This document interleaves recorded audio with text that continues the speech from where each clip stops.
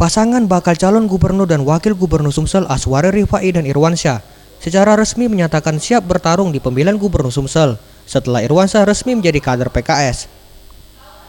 Menurut Aswari Rifai, bakal calon gubernur Sumsel mengatakan majunya dirinya bersama Irwansyah sesuai dengan arahan Ketua Umum Gerindra, dan masuknya nama Irwansyah yang berpasangan dengan dirinya merupakan langkah baik karena pengalamannya sebagai wali kota Pangkal Pinang seiring dengan visi dan misi yang akan diusung di Pilkada Sumsel. Jadi gini, ke depan kita jual program lah. Kita jangan black campaigns ya. Kita jual program kita, tapi program kami sudah saya sampaikan tadi. Kami akan menyusun sesuatu yang sederhana.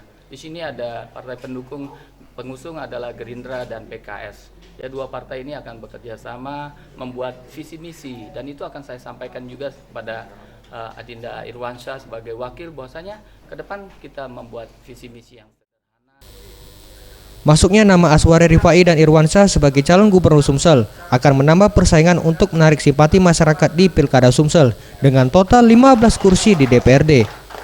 Pasangan ini siap untuk bertarung dengan cara elegan dan dengan tidak menyudutkan dan melakukan kampanye hitam untuk menarik simpati. Tim Liputan, Sriwijaya TV.